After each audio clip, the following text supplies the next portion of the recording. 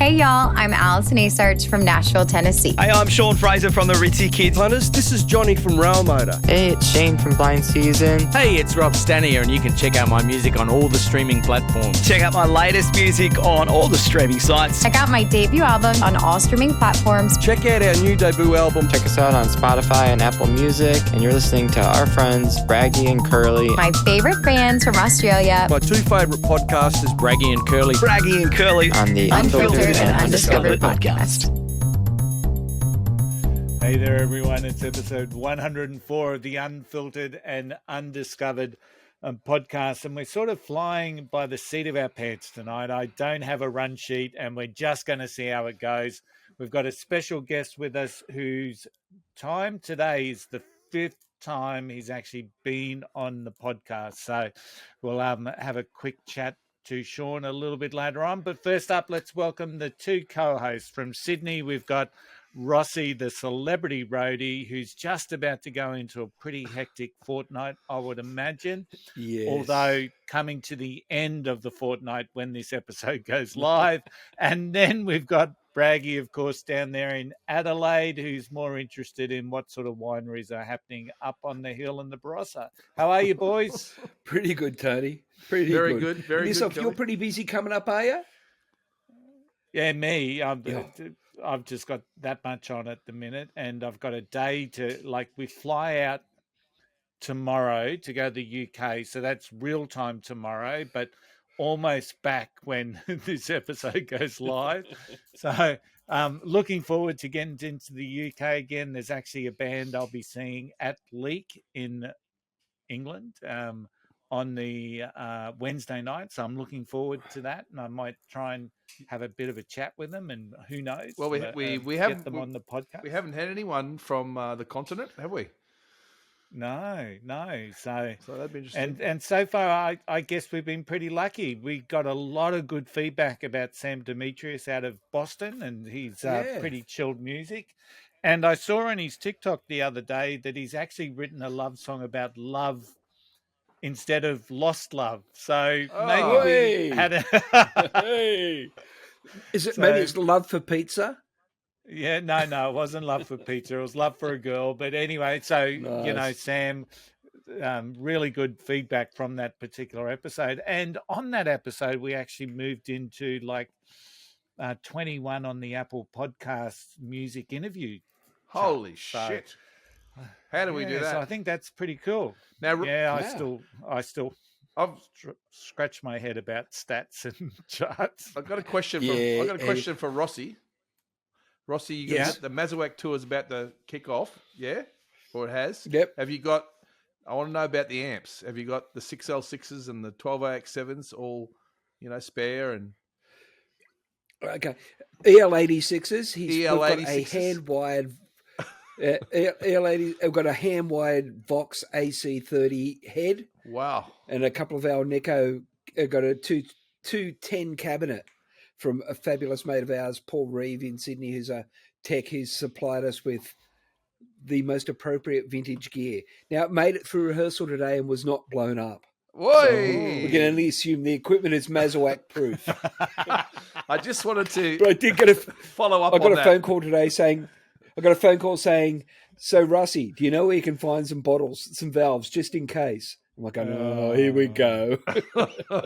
Yeah. Oh, that's cool. Yeah. So hopefully the tour is going to be a huge success, and I'm really hoping to catch up with Chris again at the Southport show at Vinnie's Dive Bar, and hopefully I'm sort of, as I was saying to Braggy off stage, with Mick Madu being part of the support crew, maybe there's an opportunity that Mick and Chris might jump on stage together. You just never know. You just never know. So I'm thinking that's worth the price of admission. So we are excited. The Sydney show is about 10 or 15 tickets away from selling out. Oh wow! So it'll be sold out by tomorrow. It'll be sold out, and by the time we get to the show, it'll be great. And I could just imagine the Sydney shows because, as Chris was saying, it's not necessarily a trip down memory lane, but I reckon there'll be a little bit of Birdman in there, a little bit of Tribesman, a little bit of Mazawak, and a little bit of New Cross. It was interesting. One of the comments that we've had on YouTube was a lady that interviewed Chris as part of her uni degree back in the 90s or the 80s or something. And she said Mazawakisms, which I think you talked about, Rossi, was definitely something that she had a giggle about, because after the interview, she had to go find a dictionary and a thesaurus to find out some of the words that he shared. So he's a very intelligent man, isn't he? He is. Yeah, and his opening act was just rehearsing about 15 minutes ago. That's why I was running a bit late, because they were just finishing up rehearsal behind me. Oh, the old pocket watch. So, They're ready to rip and tear. All right, so let's introduce our special guest. We've got Sean Fraser from the Ritzy Kids. We love the Ritzy Kids. Episode 20, episode 29, episode 41, episode 58, and now episode 104. And Sean's been a bit more prolific, I guess, in his music since we last spoke to him. So how are you, Sean? It's great to have you back. Hey, it's great to be back. There was a little bit of a gap between the last time we spoke. I think we went red hot every couple of weeks, and we were chatting on the podcast. But I haven't been on in about a year, but I'm doing good. Feeling a lot better after last week. I was going to jump on here, but got the old COVID. Yeah. But I'm feeling better now. Yeah. And before we get stuck into because I want to talk about your band, because you've been playing live. Much of the time we've talked about the Ritzy Kids, it's always been you and your Willard, the producer and drummer. Mm-hmm. But before we do that, let's go to Braggy with Who Am I? Who am I? So stage one of the Who Am I? I've got to get some music. I'm working on it. I'm working on a jingle. Yeah, we need music. Yeah, I'm working on a jingle. Okay. Sean, you can play along with this, but you're not allowed to answer. If you know the answer, you just have to keep it to yourself and then say, yeah, I got it in the first one. Okay. I was born on the 21st of June, 1950 in Glasgow, Scotland. Rossi, you got it yet?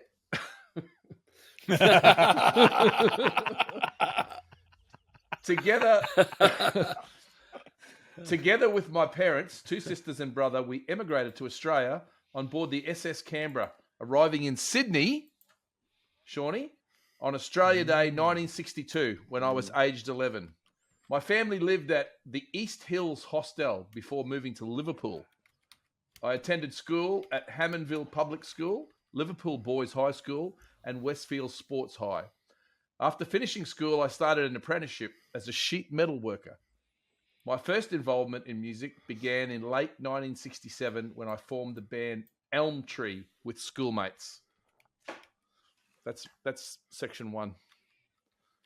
I'm backing Rossi to get this early. Yeah, I'm actually.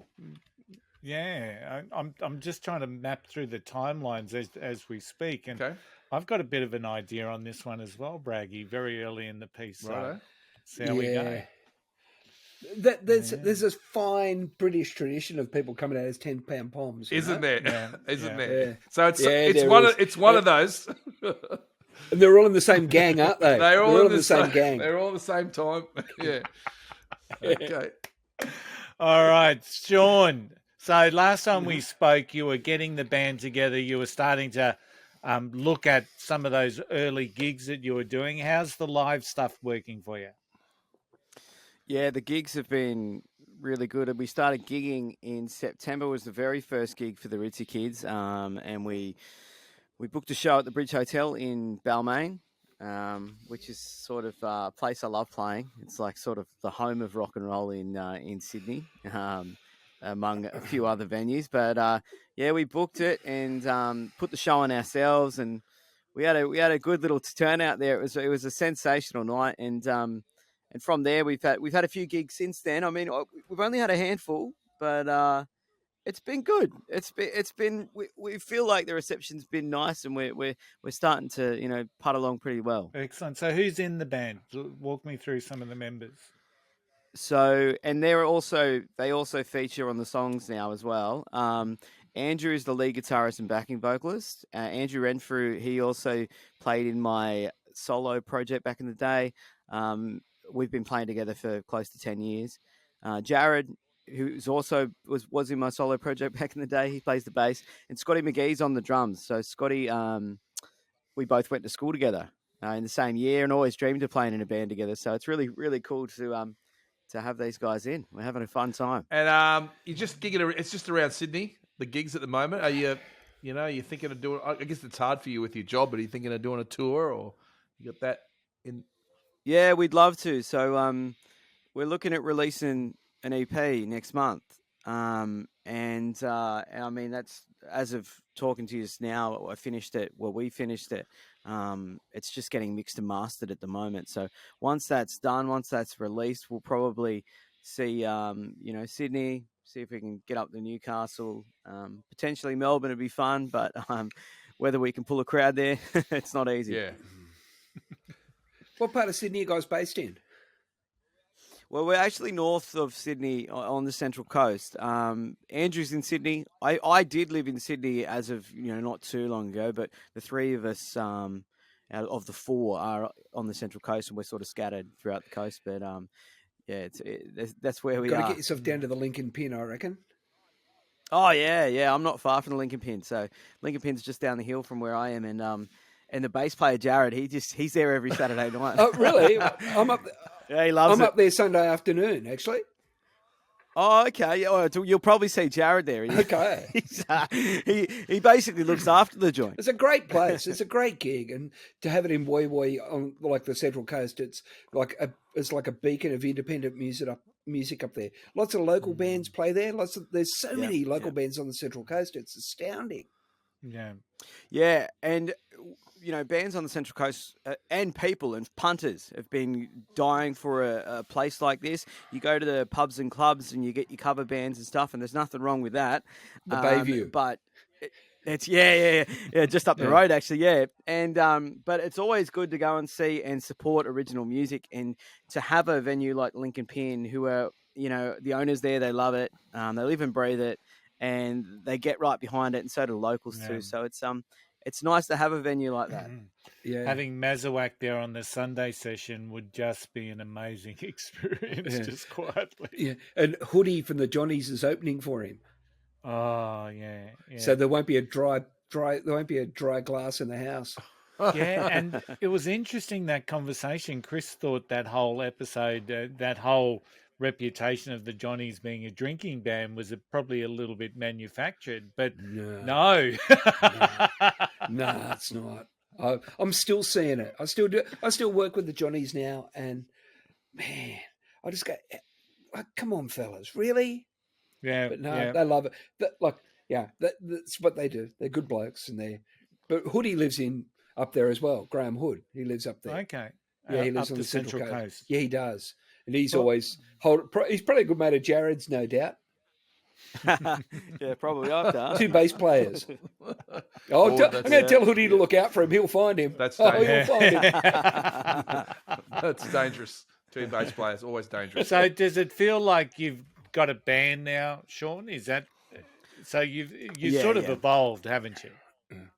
Yeah, I mean, it all started, nearly 3. Oh no, it was 2 years ago. Just writing songs on my own in this room actually, and obviously Willard was helping me. He was putting drums to the tracks and mixing and mastering at the time, and obviously I wanted to start playing some live shows. So to get the boys in, and it's amazing. We jam. We've been jamming every week, and it's just a lot of fun. We really enjoy it. That's the main thing, I think.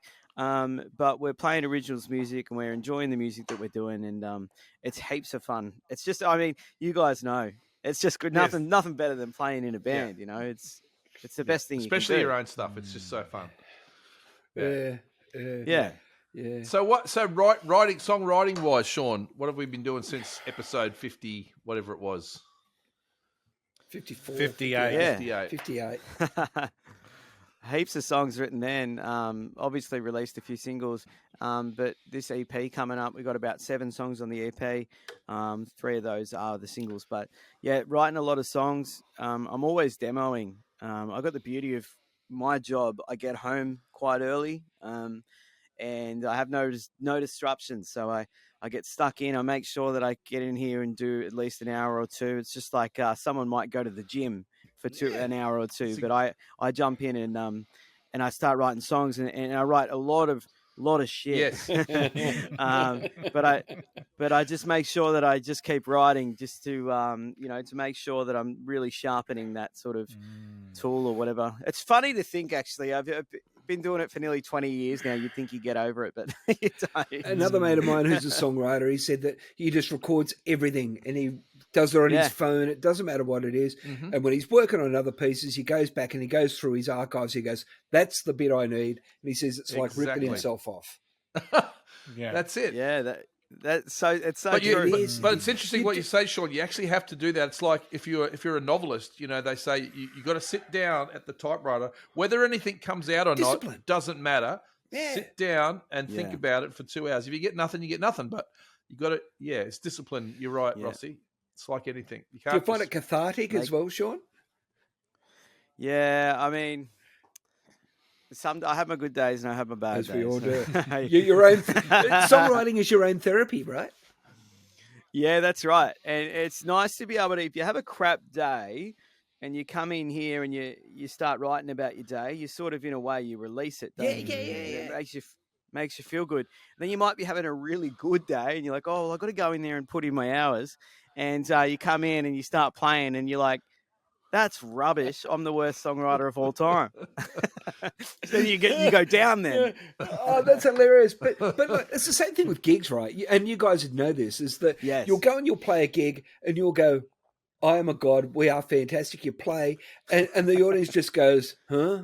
Yeah. And then other times you'll play a gig and you will play like absolute proverbial bastard and you'll know that it's just all shit and they love it. And you're like going, why? Yeah. Why do they It's like always those gigs. That's a mystery. Always those gigs where they come up to you and they say, you feel like you've had a bad gig, and you get them and they come up to you and they go, oh, that was the best gig. You guys it's are the best I've seen. fantastic. And you're just like, you're kidding. You're kidding, mate. I was talking to a mate of mine today about exactly that. And it's like, we have no perspective on what it is. It just is, and you have no control over it either, right? It's bizarre, isn't it? Yeah. It's like, Rossi, when you play the same room 2 nights in a row and you don't change anything. And one night it sounds fantastic, and the next night the sound doesn't. What fucking goes on? Is it just mental? Is it mental? I've been there where, I've sat there at a desk and I've gone, I am a golden god. I can't do anything wrong. Like I'm flicking faders and it's just everything's coming together. The next night, same production, everything. I just go, like someone comes up to you and goes, "Are you new at this?" Oh, I remember when we first talked to Mick Madu on the podcast, and I was sharing some of the joy that I used to get from seeing the Tribesmen around that 86, 87 period. Yeah. And Mick said, yeah, we weren't real great live. And I'm thinking that was the best band ever. And I would have seen them once every month. And he said, no, we're still sort of feeling our way to becoming a good band. 86, 87, I disagree with him. I'm gonna pull him up. I'm gonna send him a text. You're kidding, mate. Because I was working for him then and I know that he was good. Oh, mate, they were great live, and maybe they didn't have that sense at that particular time. But that's it. You just don't know. You just do not know, and you don't know what people want. People feed on the fun. They feed off the energy. They feed off different things. But one of the best songs. And Sean, I'm sorry for hijacking the conversation, but one of the best songs the Tribemen ever did live was the cover version of Hot Sands. Yeah. And it was just one of the best ever songs. And when they actually recorded that, I think they put it on one of their albums, and it just doesn't capture how it went live at all. Different lineup. Lineup. Because the Maswak Wackley Fraser lineup used to do it, and it was more like the B-side of Venus by the Shocking Blue. It's the V-side of the single, Venus. And so when it was recorded on Take Cover, the EP, I think you'll find that it was more of a metal lineup in there, and we may have been more. Let's say we had a special ceremony before the recording,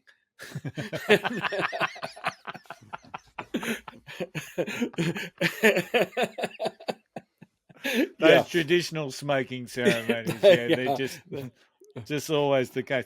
Sean, so I was going to say to Sean, though, that 7 tracks, that's not an EP, mate. That's a mini album. I was going to say, same thing. Hey, It's an album. It's only 3 tracks off an album, mate. Yeah, well, I was listening to Missy Higgins talking about her. I think hers is 6 or something, 6 or 7. She used that term. She used mini album. Yeah. But it's funny, like, I feel like these songs all fit, and you probably understand that too, where, like, if I don't have them together, I won't put them on the next thing anyway. So I'm just like, got to have these 7 glued together and whatever it is, EP, mini album. Actually, I like mini album. Yeah. More people might buy it. That's right. You can charge more for it. Well, but you know what? But the thing is, in the digital age, we need to come up with some new names because, you know, you don't have to fill 2 sides of a freaking bit of vinyl. No. You can have any number you want. So we still call it an EP. It could be, you know, we need a new name. But I guess, like you say, those 7 songs are glued together. Do you find that with the songwriting process that just naturally find that songs belong together almost like a family? I always find that they glue together usually from a time. An era. Yeah. So I reckon I wrote the majority of these songs between December 2020 and I want to say July 2021. Lockdown, baby. In between that period. Yeah, that's right. It was all lockdown, all this stuff. Yeah. And then obviously, you know, it takes a while to pump them out and get them ready and all that sort of stuff. I mean, I got songs I wrote 10 years ago that I haven't released still. So, So there's a real Ritzy Kids vibe. So we've got 3 songs lined up that we'll play snippets of tonight. And there's a real Ritzy Kids vibe through each and every one of them, Sean. So you've really... so is that something you go out of your way purposely to get the sound, or is it just something that naturally evolves? No, I mean, I've always just sort of written the punk songs that sort of way. Obviously, Mitch Willard has the touch still, doing the mixing and mastering. That could play a role as well. But maybe it is that thing where a lot of the songs you've heard, Curly, are from that era of when I just started pumping them out. I don't mean for them to all sound together, but I'm actually glad that they do. Yeah, yeah. And your vocals continue to be a real standout to me when I listen to them. So, well, thank you. I always feel like I'm working on that. It's something that I've been singing, like I said, for 20 years, but it's not something I've ever felt I've mastered. No, the vocals You've been singing for 20 years, and boy, are you tired. Yeah. I reckon the vocals are even better on these next couple of tracks we're going to play, actually. And I reckon that's probably because you're playing live gigs. I reckon that's... That definitely helps your voice. Probably. Yeah, really working it out. But surely the cohesion comes from you recording in the room and then you sending off to the same production team mixing. That gives you that cohesion. Yeah, that's right. Yeah, I think that definitely does. Yeah, bring them together a bit. So, well, let's listen to a little bit of Crank the Stereo, and then we'll have a chat about that song. So this came out about 5 months ago, according to YouTube, right there. So yeah, that's let's right. see how we go.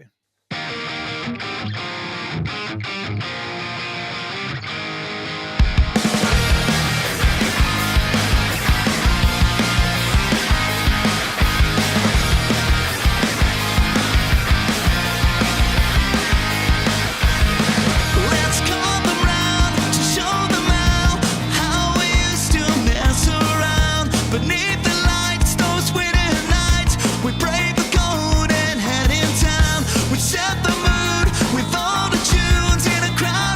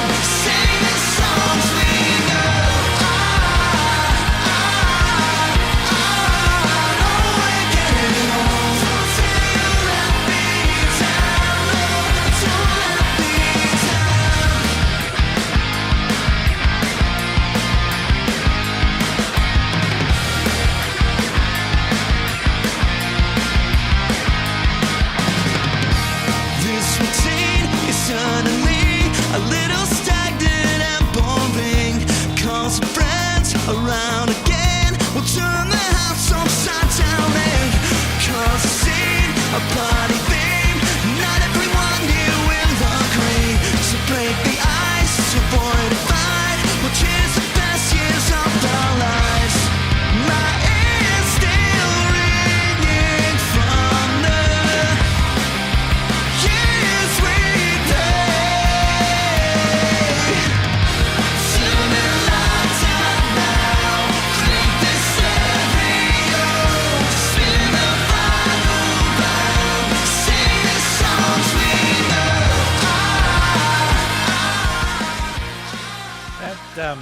That's got real youthful exuberance, that song.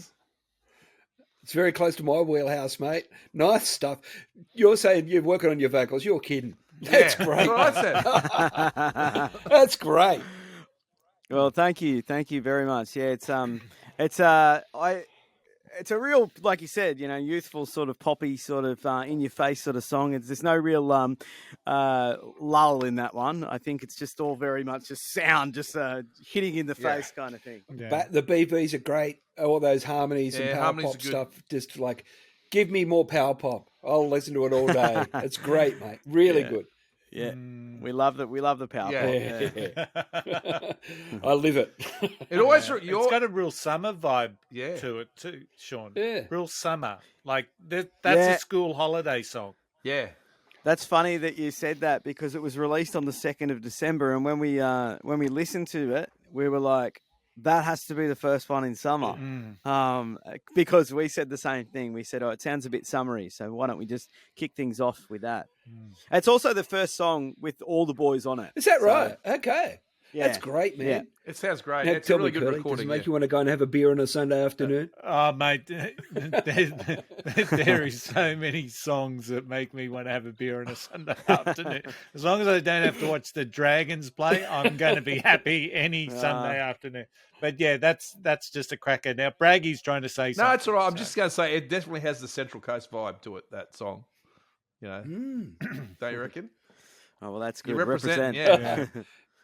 That's All right. Yeah. So before we go to the next song, Braggy, Oh. part 2 coming in. of Who Am I? I just try and break it up, So when we left previously on Who Am I, he just formed a. I love the formed a way band Braggy called- never talks into the microphone. Just formed a So, band called Elm Tree. like, Sorry. Elm Tree gained a moderate following around Sydney. And after being spotted by producer Martin Erdman, we cut one single for his Du Monde label, a cover of UK band Marmalade's Rainbow, which was released through Festival Records in November 1970, but did not enter the top 50.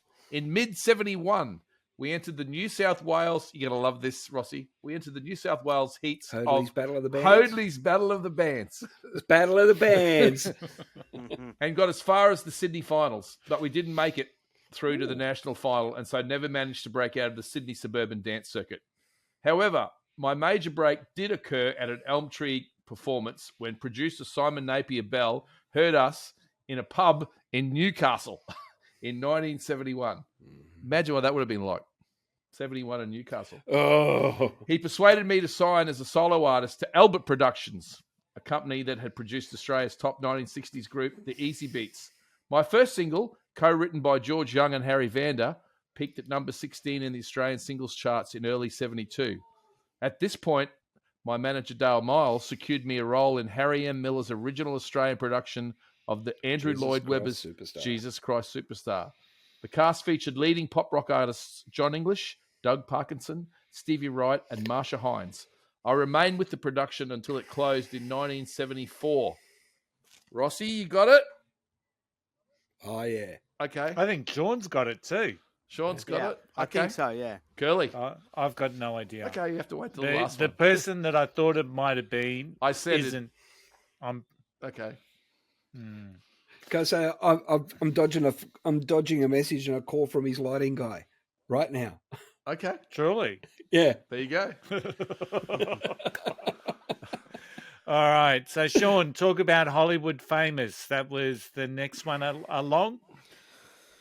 Yeah, Hollywood followed Crank the Stereo, and that song is the shortest song I've ever written, actually. Oh, I 2 think it's minutes only and 2 seconds. Yeah, 2 minutes, 2 seconds, straight That's in, punk, straight baby. out. I think That's pocket watch. Yeah. That's pocket watch. If you've got Yeah. nothing to say, just say it, mate. I wrote that one about a bit of the Harvey Weinstein stuff that was happening. So it's pretty deep, that one.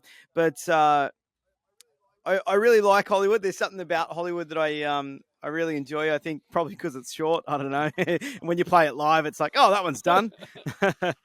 but yeah, it's got sort of a serious vibe to it, and the girl on the front single there, she's a friend of mine, Jamie. She's also an actress, and she's over in America at the moment. So we got a free cover out of it as well. Excellent. So let's just share a little bit of. Well, actually, we could almost share the whole lot here. Yeah, so go for it. 2 minutes of Hollywood famous. Let's do it.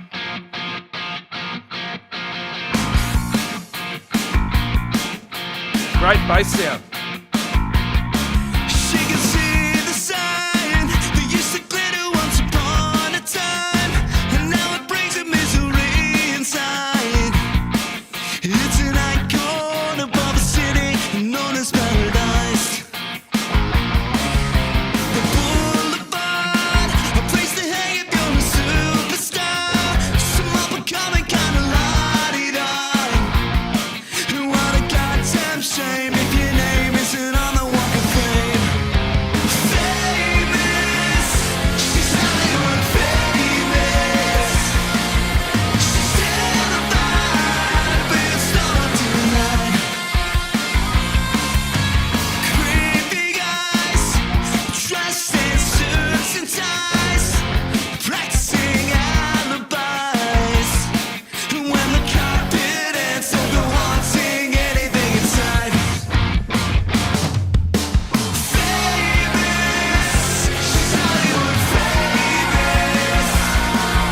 She's terrified of being starred tonight.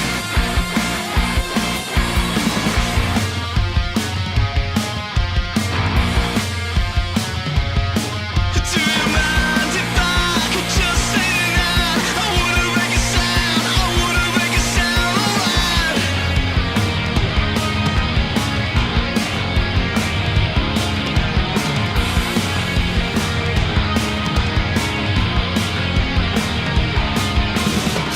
Famous, she's Hollywood famous.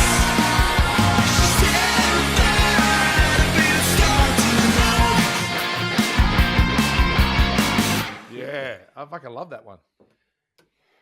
That's a great song.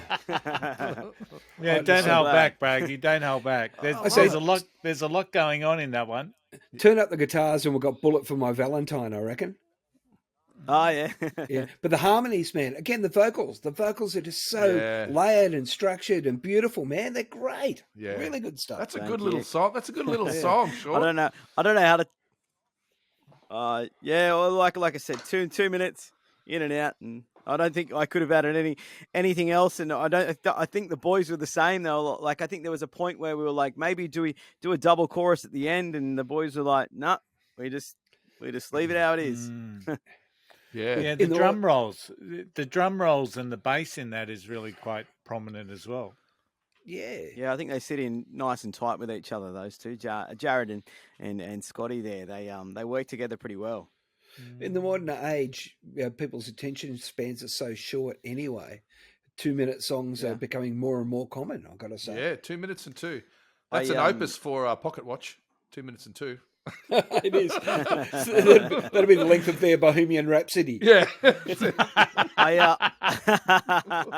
I brought this up the other day, what you just said then, Rossi, about the songs being a lot shorter and stuff. And I used to work on this youth station.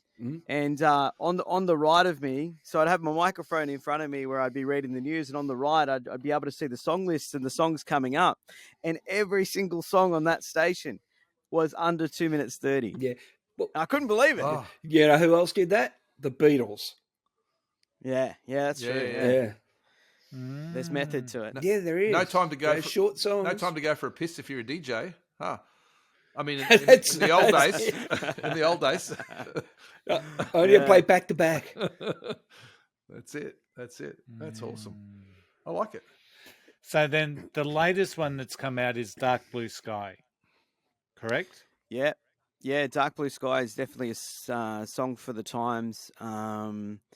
It's about just struggling to pay the rent, basically. And there's so many people that are doing that right now. They're really struggling. Even the mortgage. I mean, the mortgages are crazy at the moment. So it came out at the right time. But I actually wrote it during the lockdown, where there was the fear that everyone was going to lose their jobs. So that's when I wrote it. But then when we released it, a good year and a half later, it meant even more, I suppose, because of how everyone's struggling at the moment. The housing crisis. And that was completely, and that was coincidental. I mean, and we weren't just trying to take advantage of the situation. We just went, wow, the next one's coming up, Dark Blue Sky, and a lot of people are struggling. And so Honesty goes a long way, mate. That's right. yeah, It's one of those ones where at the time when you release it, you think, oh, it's you hope it's going to mean something to someone, but it's quite clear when you listen to the song what it's about. I mean, the chorus is very much like, hey, we got no money.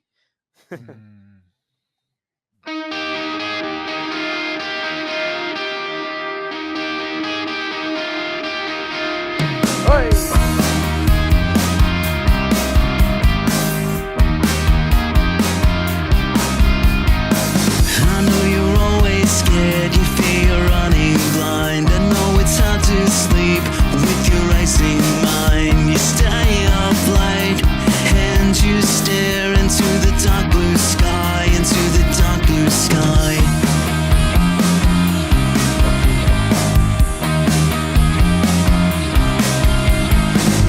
Your worried mind is occupied. The thought of your past when your cards decline. No confidence in your next paycheck. Stack of bills on the bench, just take calls from your friends.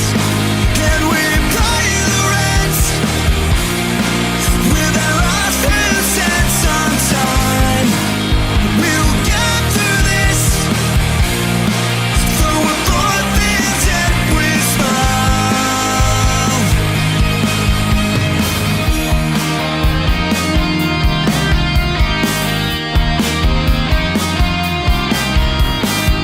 It's been the longest week for me. I've been running in my dreams while they're chasing. Why do my feet feel like concrete when they're closing in, catching up to me? So what if I'm so terrified? I fear of insects in my eyes. I try my best to comprehend. These past few weeks have been such a mess. And we pay the rent with our last few cents on time. We'll get through this, though we're both in debt, we smile. And I know might not be this, so goddamn sure we can get through this. I know you want to miss, it's just temporary emptiness.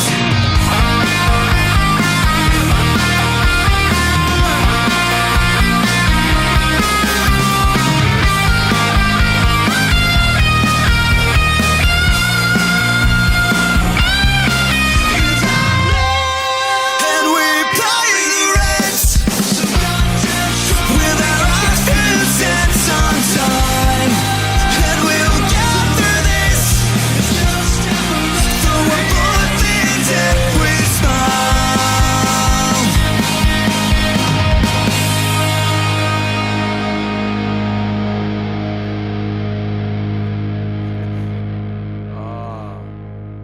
Wow. That's bittersweet but funny, man. Who's Really up? good. Who's up for an Emmy? Yeah.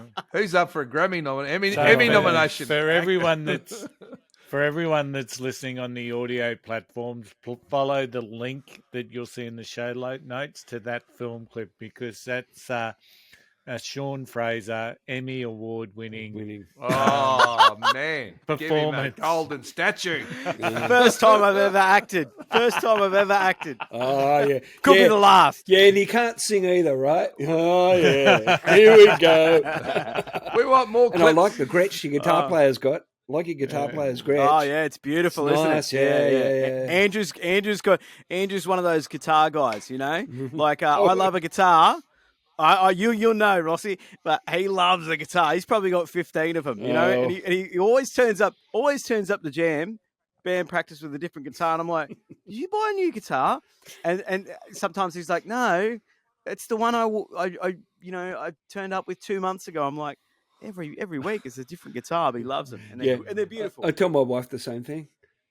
But just going back to that song, that film clip, even though it's a little bit tongue in cheek, it is a really almost it challenges people to listen to the song. Yeah, you know, it does, and yes. I love the subtle little things like take feet pics for money. Oh, that killed me. Some of the fetishes out there in this world today just amazes me. So No matter what your picadillo is, there is someone who'll pay money for it. Yeah, that's right. Sean, is the clip? It was the clip all your you guys' idea, or do you have someone else come up with the theme for it, or did you just figure it out yourselves? So the band shots were at Bangers and Mosh Studio here on the coast. A friend of mine owns a studio. We went in there, did a few live performances, and then I said, why don't we just try and make a video clip? And we played Dark Blue a few times, and then literally 2 days later, I had the day off work, and I woke up, and I went, well, I think I'll finish off that. I think the video needs a bit of story to it. Yep. So I just sort of Wrote the story. went at it. It's You fantastic. did great, mate. And- Really good. It's a cool. It was all done in about half a day, the stuff from my house. That's my house, obviously, in there. Yeah. I was with you when the milk was gone and Yep. no toilet paper, no toothpaste. But I was very upset when you were selling the amp for $200, mate. Oh no, it's worth more I than that. know. I was- it's worth more. You should, yeah, mate. I know you're desperate, but come on. Great. Well, as you can see at the end, and I don't want to give too much away for the people, for your listeners, but I may not have had to sell it. I was worried. I was very worried. It's a nice amp. I like that amp. I only just got it, actually. Is it a hot it's rod? a second-hand one. Yeah. Yeah. Second hand, I got it. I just saw it. And I They went, sound I great, need to try man. that. They sound great. Oh, yeah. Yeah. More of them. More of that. So more of I that think stuff, that Sean. film. More of that. More of those clips of Yeah. them. Yeah.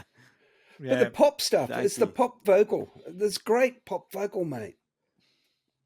Oh, well, I think the boys are really helping me sing with all their parts and whatnot, and it's been a lot of fun. So what can we now expect to join those songs on the mini album?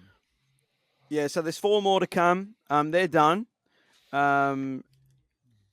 Some are pretty heavy, as in not so much with the lyrics, but very drop D heavy sort of songs. So Rossi's got the thumbs up. He loves that. We got some songs that should fit in very nicely with that, and we might have another music video on the way as well. So it's going to be a busy month or 2, 3. Yeah. So when's that come out? We haven't locked the date in, but we want it to be out in June. So it started off with the start of June, which was going to be I think Friday the 2nd, but I reckon we're out to maybe the 17th or maybe the weekend after that. We're just we want to sort of take our time with it, but there's obviously that time will come pretty quickly, but we should get it back pretty soon. So sometime in June. Now, I've got to ask a question, and this is one of those deep and meaningful questions that we ask here on the Unfiltered and Undiscovered podcast. What is your best memory of a servo hot pie? Oh. I know. Yes, okay. Yeah. It's putting I've you got on one. the I've got spot. one. I know. No. Okay, so I was singing at a wedding in Edelong. We were at this nice wedding venue, nice food, all of that. And after I finished singing, the groom came up to me and he said, "Hey, we're partying on. Do you want to come with us?" And I was like, "Of course I do." So then I jumped in the car with him. We had an Uber or something, and we're heading off. We'd had all this nice food and whatnot, but someone in the car was hungry. And he said, "Can we pull into the servo and get some pies?" And so we jump out of the car, and I go with him. And back then, I think I used to smoke. So I was like, "I'll get some cigarettes. You go get some pies." And he goes up to the pie stand, and this thing's chock-a-block. There's pies, front to back in this thing. And the servo guy goes, "How many would you like?" And he looks at him and he goes, "All of them." Yeah. And he bought all of them. I reckon it would have been close to $200. And we ate them at this party after a wedding. Like this guy, I'm not even sure if the bride came back. I hope she did. But we were all at this house eating all these pies because the guy bought every one from the server. I wish I knew him. Yeah.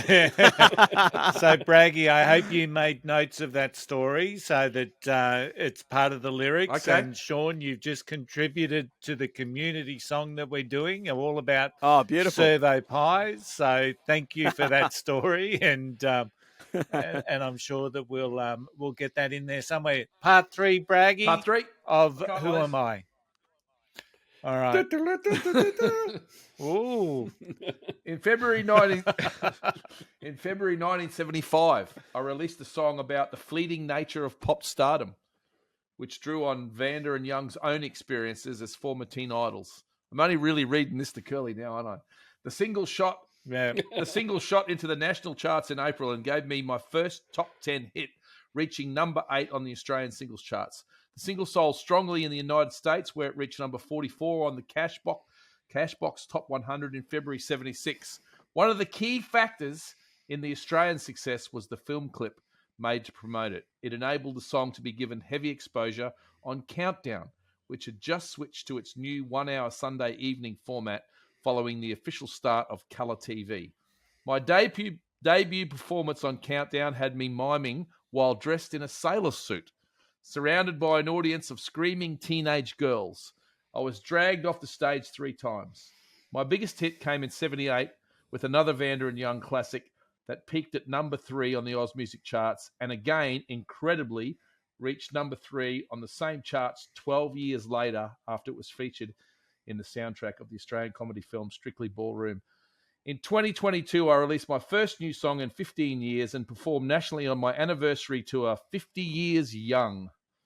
Also known as JPY and Squeak, and famous for songs like Yesterday's Hero, I Hate the Music, and Love Is in the Air. Curly, my name is... John Paul Young. Well done. But for some reason, when you first, part 1, I was thinking Jimmy Barnes. Yeah, but he was born in Glasgow. Both Scottish background. Yeah. Yeah. Both Scottish boys. Mm-hmm. But, the years didn't sort of match up. No. But, yeah, I always love part 3 because that sort of, you give me the hints for Curly. So. Well, I leave out a lot of stuff because I have to make it hard for Rossi because he just freaking say, I was born in 1957 and he goes, that's fucking... whoever. All right. So Sean, EP mini album comes out in June. You gonna back that and support that with some live shows? Yeah. I think the plan is to release it in June and party. Have you got a title? Yes, and I haven't said it yet, but I will say it tonight. It's going to be called Walking Talking Mess. Ooh. Good name. Yeah. Ooh. We That's need the to name dive of it. into that. So why that? Well, it might be one of the songs on the We got an exclusive, on the Curly. mini album. Yeah, Yeah. we do. Walking, talking mess. Okay. Look out for it on Yeah. all streaming platforms. Do yourself a favor, as that Molly used to say in those 1 hour Sunday evening episodes of Countdown. Will you be a walking, talking mess in the clip? Yeah, that's a good question. Possibly there is another clip on the way. Well, we're sort of working on it. But I've decided I don't think I want to take the main role in this one. I think I want to give it over to one of the other boys. So you might see more of someone else in this one. You could give it to the drummer, but that'd be typecasting. It might be him, I'm telling you. It took me a while to pick up on that. So we still haven't seen a video clip yet that matches what the guys out of Tailor Made Rejects do in their Teletubbies video that they that did, was awesome. Braggy. So maybe Walking, Talking Mess might give that a bit of a run. Hey, Sean, once again, legendary for you to be on the show. This is your 5th time. We I know, absolutely, truly appreciate the support that you give us. Before we go, but share a little bit about Street Press, the Street Press press podcast that you do. Share us a little bit about that, and maybe you might pick up some additional listeners, no doubt. Yeah, well, that would be good. I mean, you guys are the pros. The Street Press podcast. The Street Press podcast began last August, but I was a music journo a long time ago, and I used to love interviewing artists. That was one of my favorite things to do. And then I got into radio, and I love radio, but I started interviewing council and politicians and all that, and I said I need an outlet to talk to musicians again, and I figured that the Street Press was the best way to do that. And every week, every Wednesday, we've got a new artist on, or someone from the music industry. That's what I've been saying every week. It's not just an artist, it's anyone in the industry. I've had tour managers on, I've had photographers on, I've had magazine editors on, and we just get them on there. And my favorite thing is being completely unprepared. every week. And I've been lucky to snag a few of my own idols, some people I really love. And I'm like, do I break the rules with those guys? Do I sit there and write down questions? And then I get a bit busy, and then all of a sudden I'm doing the bloody Zoom call again, and I'm there in front of someone I really, really love, and I'm like, hey man, tell me what's been happening. And I feel unprofessional, but no, it's really, really a lot of fun. I love telling stories, and I love talk about music. So put them both together. That's the Street Press podcast. Yeah. So, Fantastic, man. That's great.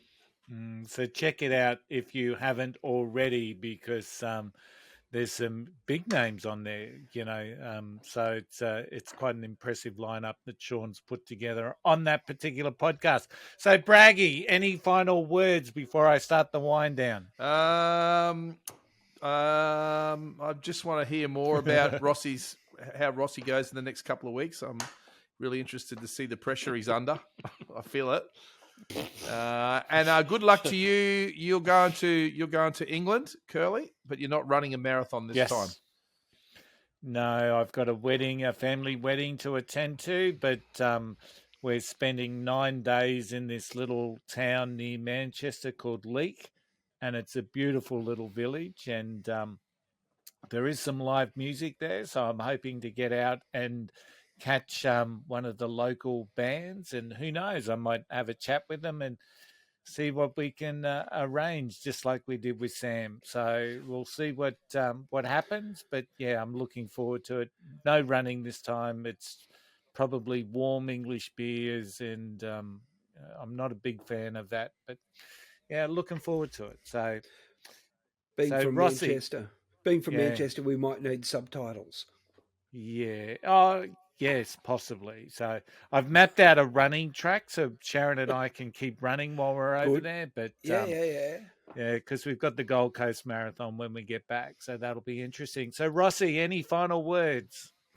Look, I do know that we the Pocket Watch EP was pushed into physical production this week, so that's on the way, and that one is called "It's Time." Ooh. Okay.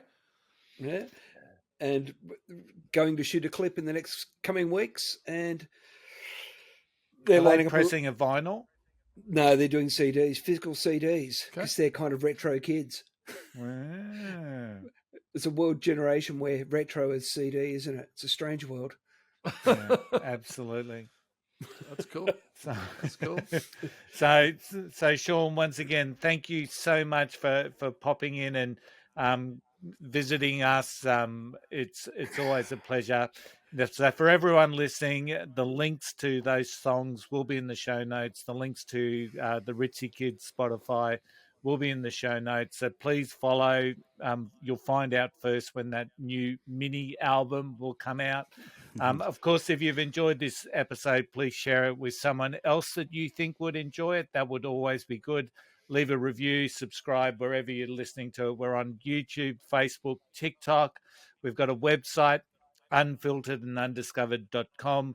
Sean's music will be added to our Spotify playlist, and I think these songs will take us to about that 228 songs that we've featured or spoken about on the podcast, which I think is absolutely amazing.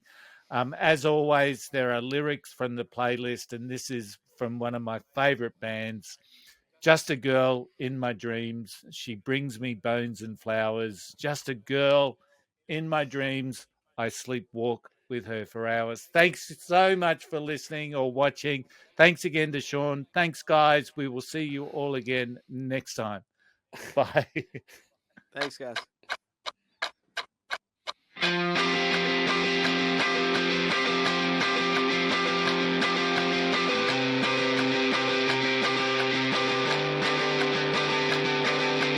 From the start, you tried your hardest, but it fell apart. You tried so hard, but when the cracks began